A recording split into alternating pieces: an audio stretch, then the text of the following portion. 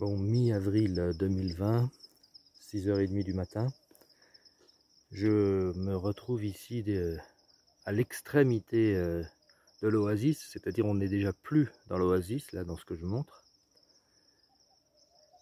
L'oasis est derrière moi, comme j'ai montré. Alors je montre cet endroit qui est ici, il est très cher à mon cœur parce que c'est l'endroit préféré de Hajer. C'est là que, pas la mosquée que je montre ici, vous voyez, ni ces derniers palmiers dattiers qui sont là, qui sont la fin ou le début de l'oasis, mais toute cette partie de terrain vague, qui ressemble à un terrain vague, ceinturé ou enfin encerclé de montagnes. Ça, c'est au bord donc d'un phallage, qui d'habitude coule plus que ça d'ailleurs. Donc tout ça, là, cet ensemble-là, c'est un ensemble, c'est un endroit qui a une force particulière, un magnétisme, quelque chose qui fait que Hajer trouve que c'est beau, que c'est magnifique. Donc j'y retourne aussi très souvent, même si évidemment pour moi c'est pas que c'est pas beau, c'est que selon moi c'est paradoxal de trouver ça spécialement beau alors que nous sommes dans une palmeraie et que voilà, c'est comme si on trouvait beau un endroit de Marseille où il n'y a ni la mer, ni la crique, ni les criques, ni les montagnes et tout, enfin bref, voilà.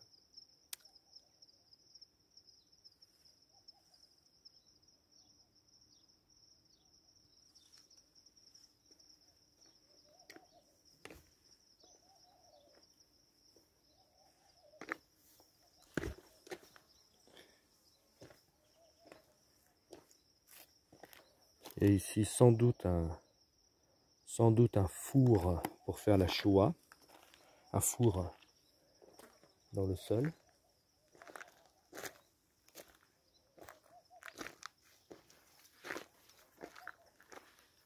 Alors quand on vient ici avec Hajer, on n'entre pas dans ce terrain vague. On reste.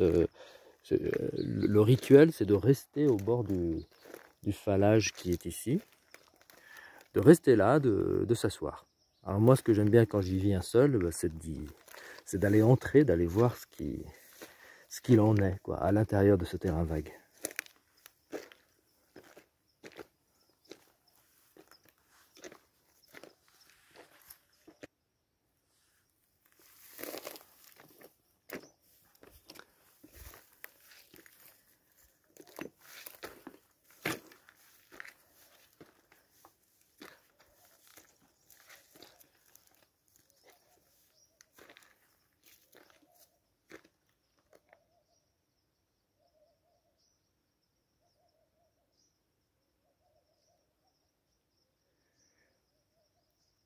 On peut voir pas mal de ruines. Ces pierres qui sont là ne sont pas du tout anarchiques. Il y a pas mal de ruines qui montrent que c'était ici un village en fait, un hameau. On voit quelques tours de guet qui sont aussi en ruine. Et certainement qu'on voit entre ces deux arbustes, enfin ces deux acacias, eh bien le wadi, quoi, une sorte de wadi naturel, enfin un wadi qui devait être une sorte de phallage naturel, quoi. J'imagine que là, l'eau était prise pour pouvoir faire les cultures, parce que là, il y a vraiment des maisons qui sont bien construites, quoi. Je veux dire, c'était pas juste des cabanes, c'était vraiment quelque chose de durable.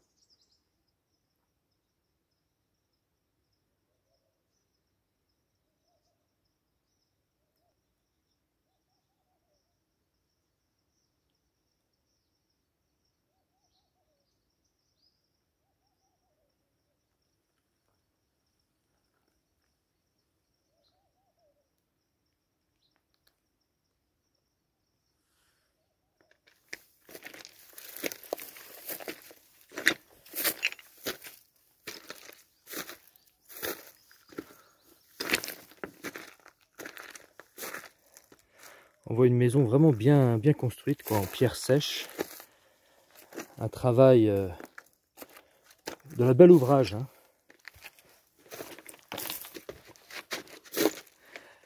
Une pierre qui évidemment est locale, hein. Ça a été cassé de cette montagne-là.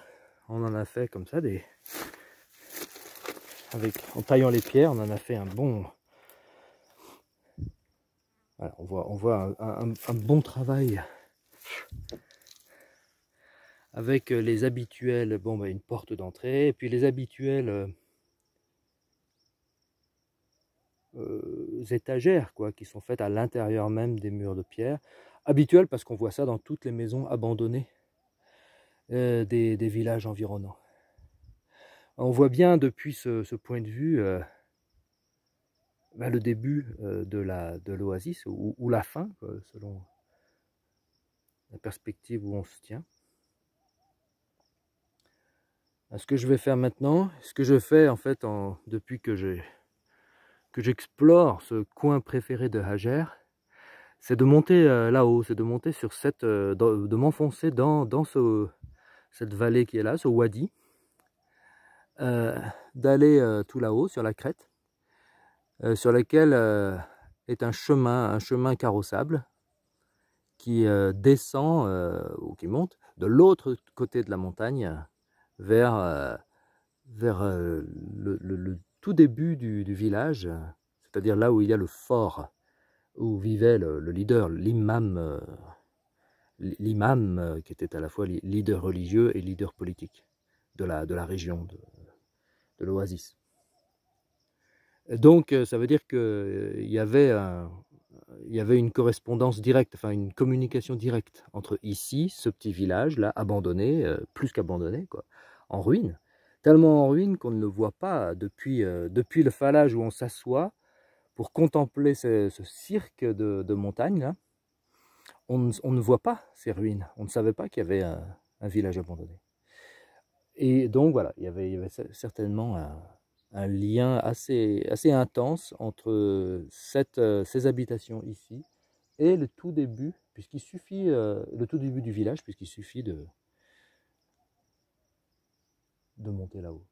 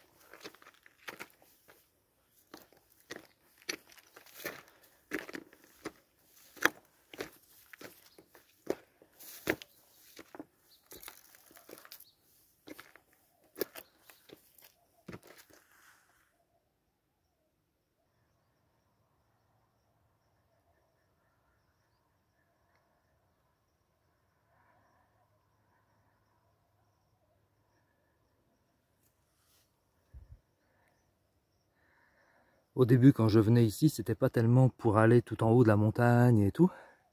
C'était simplement pour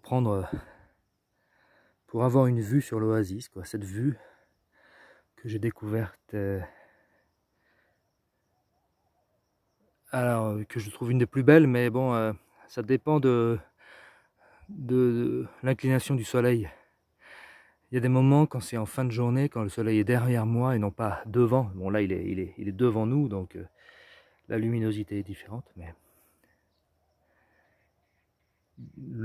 en fin d'après-midi c'est le contraire. On a ici des couleurs magnifiques, en particulier là cette tour de guet qui est au loin, là, qui est au milieu de l'oasis. Elle est sur une colline qui est éclairée, qui est en quelque sorte cernée par un liseré lumineux.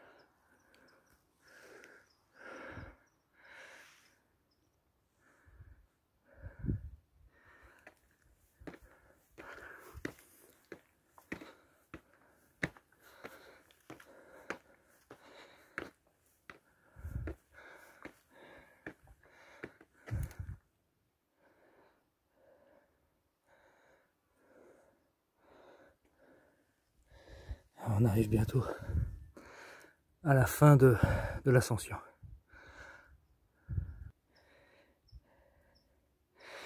Ça a une belle odeur de thym ou de quelque chose comme ça, quelque chose qui se mange d'ailleurs. Et tout ici dégage beaucoup d'odeur, presque de cuisine. Alors, je dis ça peut-être parce que j'ai faim.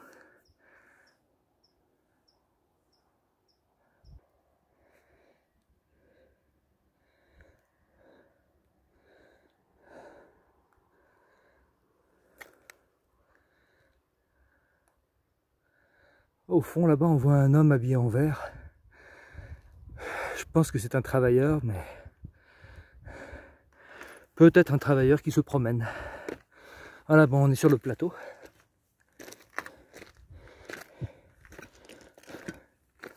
Et voilà, le monsieur en vert est sur le chemin carrossable.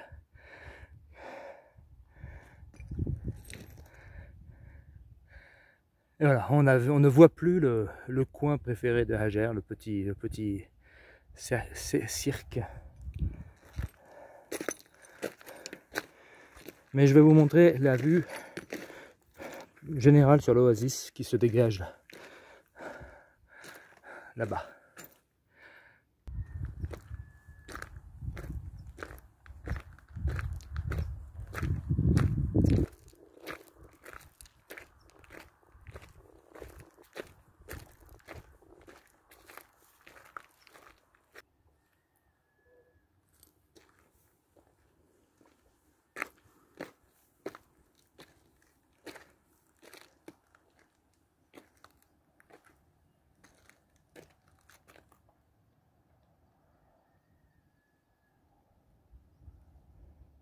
Voilà l'oasis de Birket El Mouz, vue dans son ensemble presque.